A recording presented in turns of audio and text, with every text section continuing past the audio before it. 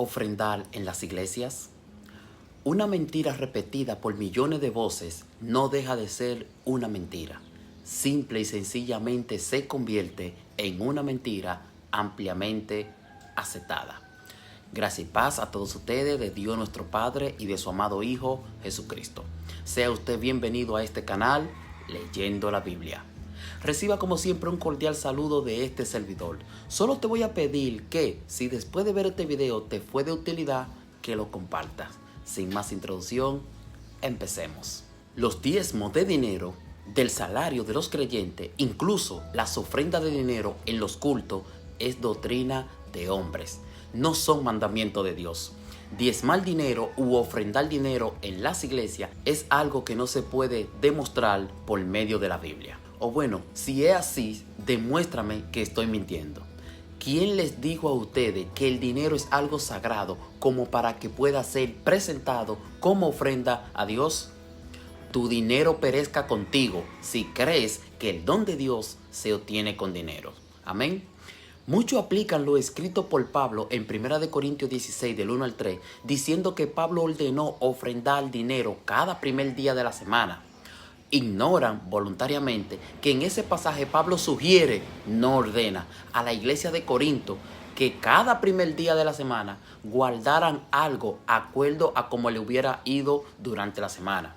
Pues Pablo en determinado tiempo pasaría por esa colecta, no ofrenda, para llevarlas a Jerusalén, para socorrer a los pobres de la iglesia judía que estaban atravesando por una situación muy difícil.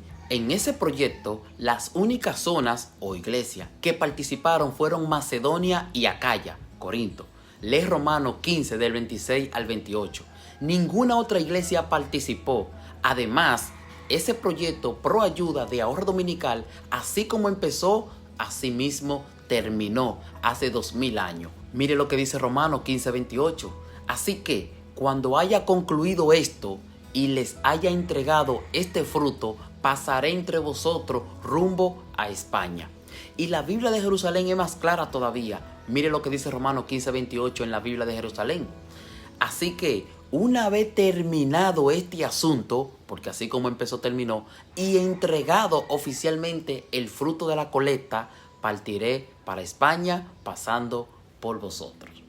Y 2 Corintios 8:6 dice, de manera que exhortamos a Tito para que tal como comenzó antes, asimismo acabe también entre vosotros esta obra de gracia. Amén. ¿Estás entendiendo? Esta colecta que se hacía cada primer día de la semana, y recuerda que no eran en las iglesias que se hacía esa colecta, así como empezó, así mismo terminó. Ese proyecto pro ayuda ni fue para todas las iglesias de aquel tiempo y ya terminó. Eso de guardar cada primer día de la semana.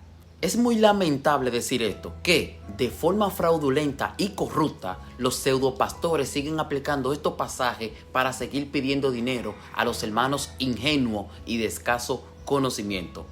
Y por avaricia harán mercadería de ustedes con palabras hipócritas. A los tales su condenación reservada previamente no se tarda y su perdición está expuesta. Amén. ¿Qué quiso decir Pablo con la frase, el que siembra escasamente segará escasamente? Y el que siembra generosamente, generosamente segará? Aquí te lo explico. Recuerden, hermano, que el contexto de lo escrito es el rey.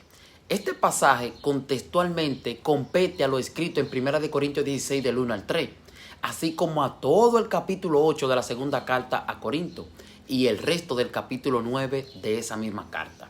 Pablo sugirió aquí a los corintios que, al igual que Galacia y Macedonia, cada primer día de la semana apartaran algo en sus casas, guardándolo. Ojo con esto, guardándolo. Guardar un poco cada semana es lo mismo que ahorrar un poco cada semana, pues Pablo sugería una colecta abundante. Mientras llego, vayan guardando algo aparte. ¿Para qué? Para que cuando yo llegue, no hasta entonces, se comiencen a recoger donativos. Lean y relean 1 Corintios 16 del 1 al 3 hasta que lo logren entender. Repito, la propuesta de Pablo fue que los corintios fuesen ahorrando poco a poco cada primer día de la semana, pues esa colecta sería llevada por Pablo y su ministerio a los pobres de Jerusalén, la cual estaban pasando por una hambruna bien difícil. Amén. Desde aquí ya vamos viendo una especie de siembra simbólica. Pablo hablaba de una siembra generosa, pero a la vez consideraba que algunos corintios no podrían ahorrar o sembrar tanto, por lo que dice en 2 de Corintios 8, del 11 al 12, ahora pues, acábenlo de hacer. ¿Para qué? Para que, como hubo prontitud en esa buena voluntad, así también la haya en cumplir con ello, según lo que tengan.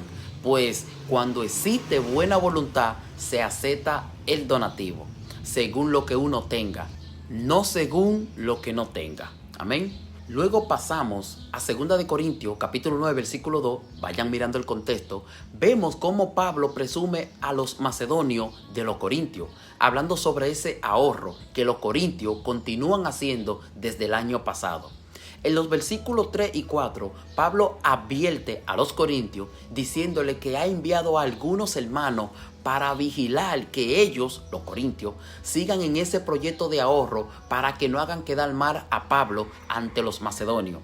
Lean los versículos y entiéndanlo. La Biblia es clara, mis queridos hermanos. Sigan mirando el contexto, es muy importante. Luego, en el versículo 5, Pablo dice que juzgó prudente en enviar anticipadamente a estos hermanos para que fuesen previniendo a los corintios acerca de esos donativos que ellos habían prometido, con el objetivo que estuviesen listos a modo de un donativo voluntario y no como una exigencia del ministerio de Pablo. Amén. Y siguiendo el mismo contexto, obsérvese que se está hablando de un ahorro individual de cada corinto. Por eso, Pablo en el versículo 6, siguiendo el mismo contexto, ahorro dominical o donativo, dice en un sentido espiritual o simbólico, en 2 de Corintios capítulo 9, versículo 6, unas cosas le digo, el que siembre escasamente, también cosechará escasamente. Y el que siembra generosamente, también cosechará generosamente. Amén. Es decir, el que ahorra escasamente, su ahorro o donativo será escaso. Y el que ahorra generosamente, su donativo será generoso. En el versículo 7 dice, de 2 de Corintios 9, que cada uno como propuso en su corazón, no con tristeza, ni sintiéndose obligado, porque Yahvé ama al dador alegre. Y aquí un detalle muy importante, mi querido hermano. El texto griego no dice cada uno dé como propuso en su corazón.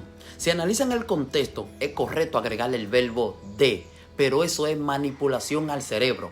Ojo con esto, mensaje virtual al inconsciente para motivarlo a echar su dinero en la canastica de los diezmos y ofrendas.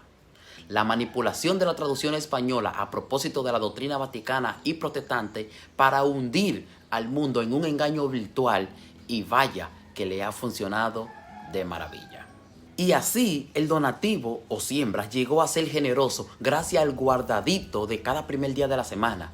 Este proyecto tuvo un final feliz. Pablo recorrió Macedonia y Acaya y de ahí partió a Jerusalén, llevando esa maravillosa siembra que benefició a los pobres de Jerusalén. Amén. Y con esto ya terminamos. 1 Corintios 16:5 dice, iré a vosotros cuando haya pasado por Macedonia, pues por Macedonia tengo que pasar. Hechos 19:21.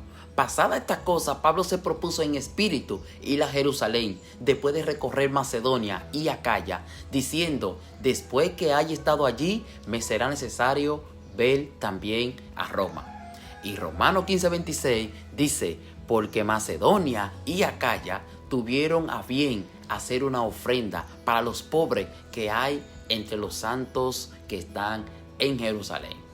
En ese mismo orden. Amén. Y hasta aquí el final de este pequeño estudio. Más adelante estaremos trayendo un estudio más profundo en cuanto a ese proyecto pro ayuda a los santos de Jerusalén. Espero que todo esto te haya sido de utilidad y de bendición. Que Dios te siga bendiciendo grandemente. Y recuerda seguir leyendo la Biblia.